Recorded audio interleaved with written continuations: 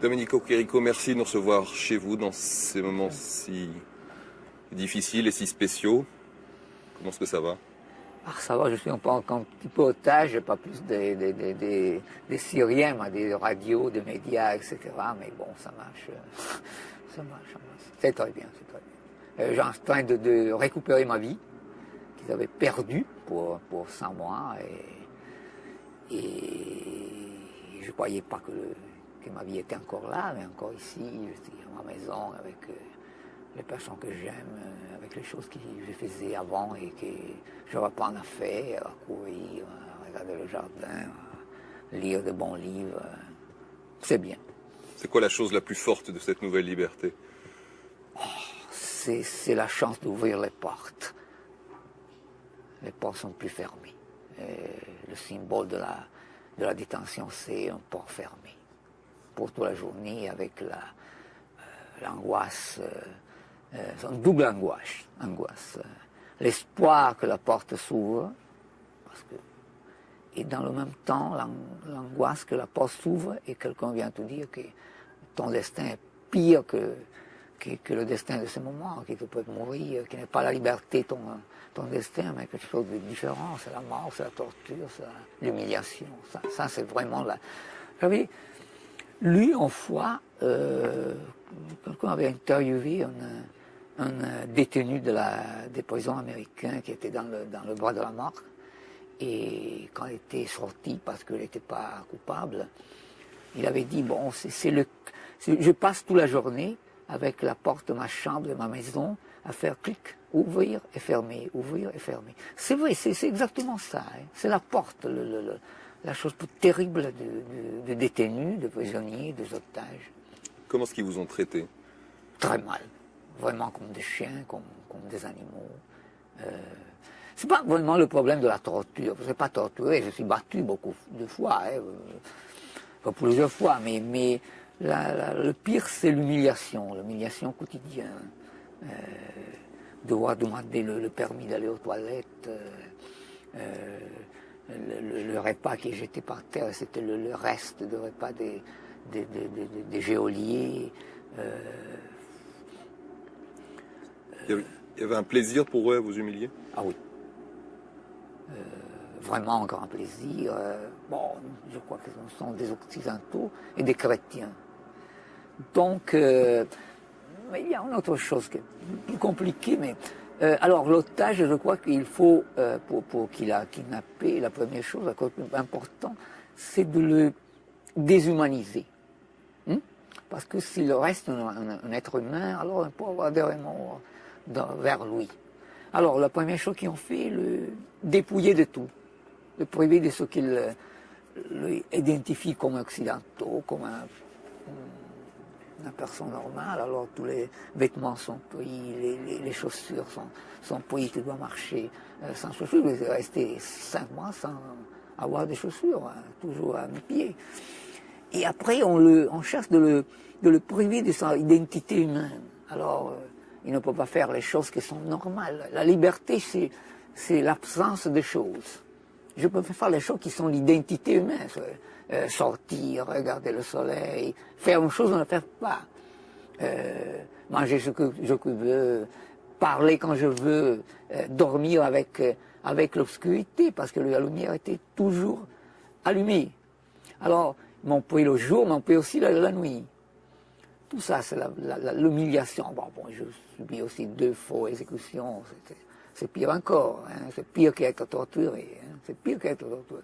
Comment ça s'est passé?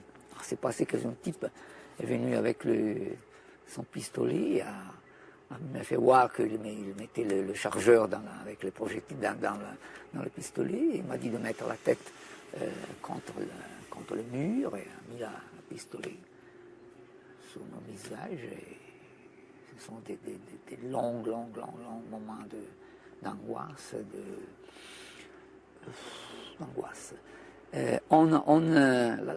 Vous avez lu peut-être Dostoïevski qui avait raconté son faux exécution après la révolution des cabristes, non? Après le dernier moment, c'est arrivé le chevalier de palais impérial qui disait non, fermez tout, le tsar a dit que le pas exécuté.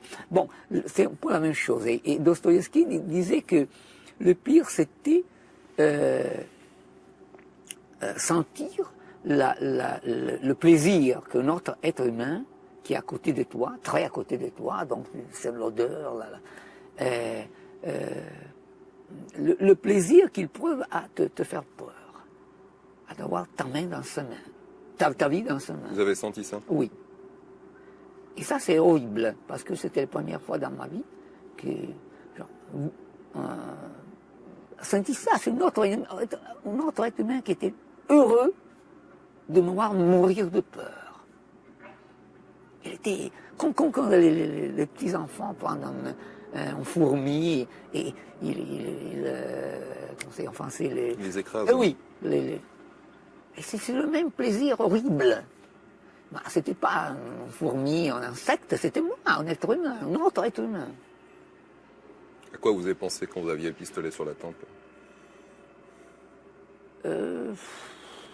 C'est curieux, c'est pas vraiment la peur qui était le dernier moment de ma vie. C'était la rage d'avoir peur. La rage d'avoir peur. Il ne peut pas répliquer à ça, faire quelque chose qu'on peut faire, rien. Et il riait, il était très content. Il a fait cette fois 2 fois, après aussi avec le genou. Après la tête, a mis la pistolet sur mon genou, on va dire, a tiré dans le genou. Bon, heureusement, elle n'a fait rien. Mais... Vous avez écrit, même les vieux et les enfants étaient méchants? C'est un pays où il y a la totalité du mal, l'absence totale de la pitié.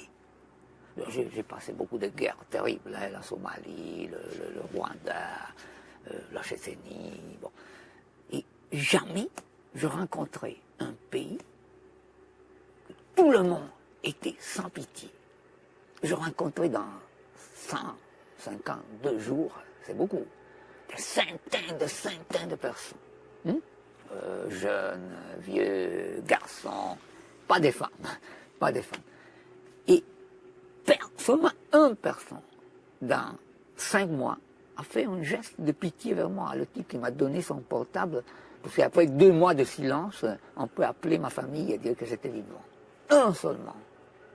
C'est incroyable. Et les autres? Et les autres riaient de ma angoisse. Je disais, mais vous êtes en train de détruire ma vie. Pas seulement ma vie, la vie de ma famille. Et il riait. Il était très content de ça.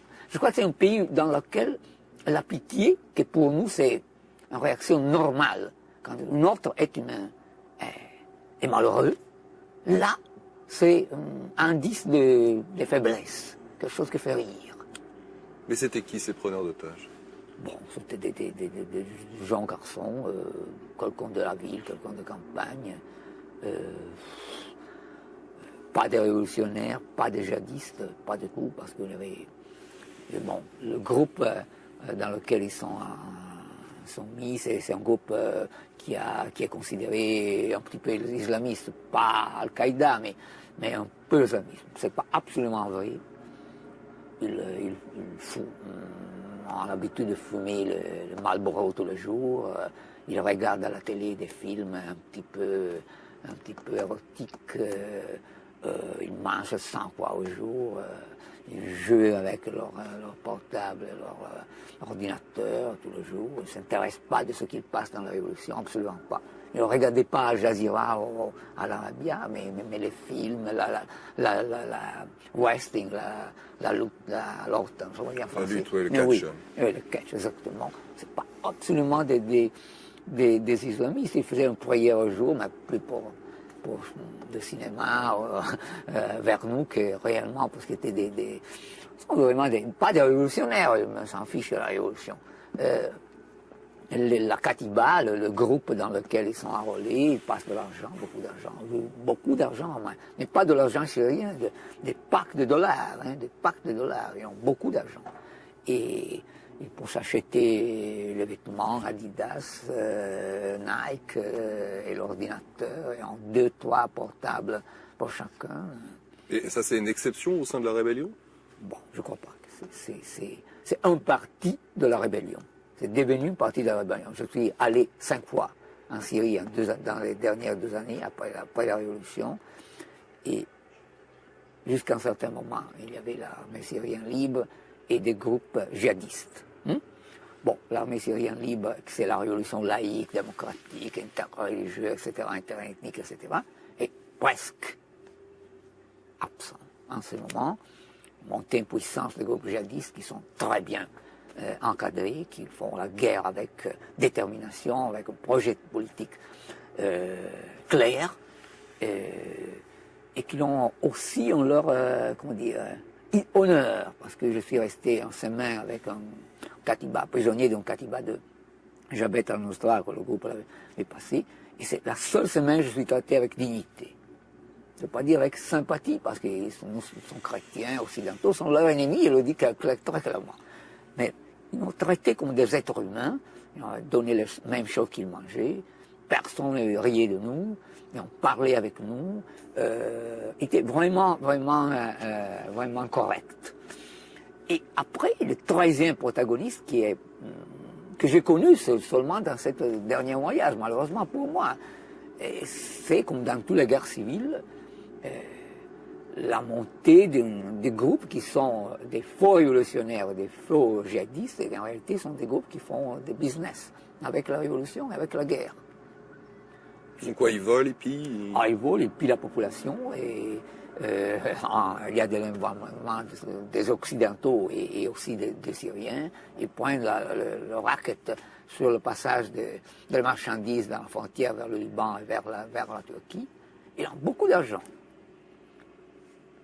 C'est une situation, comme le dit les Somaliens, au temps de seigneurs de la guerre, des warlords, qui avaient monté un grand business. Chacun contrôlait une partie du territoire de la Somalie, avait son petites affaires. Après sont arrivés les djihadistes qui ont pris le pouvoir et ont tué et ont remis en ordre le pays, un ordre horrible, un ordre sanguinaire, mais ont tué les bandits. Peut-être que la Syrie c'est comme ça, parce que les djihadistes ont l'idée de créer un califat en Syrie, avec la charia, la loi islamique, et après, on commençait à prendre le contrôle des territoires qui sont à côté, Israël bien évidemment, et les pays de la révolution arabe, où il y a déjà des éléments salafites, des extrémistes qui sont très liés, jusqu'à recréer, c'est un projet qu'ils ont dit clairement, le califat du VIe siècle, que c'est le moment de grande expansion de l'islam, de l'Asie centrale jusqu'à l'Andalous, l'Espagne. Mais les premières fois que vous êtes allé en Syrie, oui. C'était un mouvement populaire, c'était un mouvement citoyen contre le président Assad. Qu'est-ce qui s'est passé? C'est passé que l'Occident n'a pas aidé cette première révolution qui avait le droit d'être aidée, parce que c'était laïque, jeune, et vraiment essayer de créer une démocratie peut-être pas vraiment la même qui est en Europe, mais une démocratie dans le pays. Et l'Europe et l'Occident ne l'a pas aidé. Cette partie de la révolution est faiblie et il n'y a pas, et en ce moment, il n'est plus présent sur le terrain. Il n'y a plus rien. Les djihadistes ont pris le relais, puisqu'il y avait beaucoup d'argent du Qatar, de l'Arabie Saoudite, etc. Il faut venir des combattants qui étaient des vrais combattants. Les révolutionnaires syriens, c'était des jeunes universitaires, des étudiants, des commerçants, des types qui n'avaient pas jamais pris un Kalachnikov dans les mains. Il y avait des militaires qui avaient déserté, c'est bien, mais tous les gens que j'ai rencontrés à Alep, je suis à Alep 3 fois, c'était pas des combattants, c'était pas des combattants. Et c'est vraiment une jeune révolution. Je suis revenu la 3e fois, là, presque tous mes amis syriens étaient morts. tués dans les combats, dans les bombardements. À Alep, vous savez, il y a des quartiers qui sont complètement détruits. C'est Stalingrad, on vit dans les caves, on combat dans les caves. Alors, cette première révolution n'est plus là, pour notre faute, pour la faute de l'Occident. C'est un petit peu comme la guerre d'Espagne. Les puissances démocratiques de l'époque, l'Angleterre, la France, n'ont pas aidé la révolution, les républicains espagnols.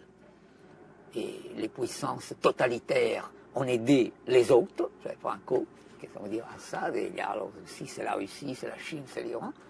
Et à la fin, c'est Franco qui a gagné. Et les puissances totalitaires ont fait partir la Deuxième Guerre mondiale. Alors c'est un petit peu la même chose. La première révolution est morte, et aujourd'hui il n'y a plus une révolution, il y a une autre chose, notre objet, très différent et très dangereux. Très dangereux pour nous. Vous avez de l'espoir pour l'avenir de la Syrie? Non, absolument pas. Je ne crois pas que c'est un pays perdu. Déjà maintenant, c'est pas possible, je crois, aller en Syrie pour écrire, pour décrire. C'est trop dangereux. Il n'y a personne en Syrie aujourd'hui qui peut donner la garantie d'être, qui ne vient rien. Pas l'armée syrienne libre, pas les djihadistes, pas les bandits, bien évidemment. Et je crois même pas le gouvernement. Oh, il faut dire une chose, parce que je ne veux pas faire croire que pour la chose qui m'est passée, je suis passé de l'autre côté. Alors, il ne faut jamais oublier ce que les régimes syriens. C'est un régime pourri, sanguinaire, un mafia terrible qui a détruit le pays. Alors, ça va être toujours présent. Mais l'autre côté, la révolution n'existe plus. Il y a la djihad internationale, qui c'est vraiment un gros problème pour l'Occident. Jusqu'à ce moment, un problème sécuritaire, donc problème de police, de contrôle, etc. Je crois que c'est en train de devenir un problème militaire. C'est une autre chose, un problème militaire. Parce que les projets de ces types-là sont vraiment déterminés, précis et très dangereux. Comment ça se fait que vous avez été libéré? Comment? Comment ça se fait que vous avez été libéré? Je crois pour la même raison, je peux répondre seulement comme ça. Je crois pour la même raison que je peux être kidnappé pour avidité. Je peux répondre différemment parce que je ne sais pas exactement la raison pour laquelle je suis libéré. Il y a eu une rançon? Je ne sais pas, je ne peux pas dire. Je ne veux pas dire ça, mais je ne sais pas. J'imagine que l'avidité, c'est la chose autour de laquelle toute mon histoire va tourner, de début jusqu'à la fin. Qu'est-ce que vous allez faire maintenant? Je fais le journalisme depuis de 20 ans. Mon idée de journalisme est d'aller sur le terrain, voir, écrire, décrire où il y a l'homme, où il y a la souffrance humaine, pas la souffrance individuelle, la souffrance collective, la souffrance des peuples, des pays. C'est la seule manière dans laquelle je pense qu'on peut faire ce métier. Et j'espère de répondre à faire mon métier. Peut-être pas en Syrie, parce qu'en ce moment, je répète, la Syrie, c'est au dehors est sortie de la chance de pouvoir la décrire. Donc, il y a des autres pays dans lesquels on peut aller faire mon métier. Merci beaucoup. Merci à vous.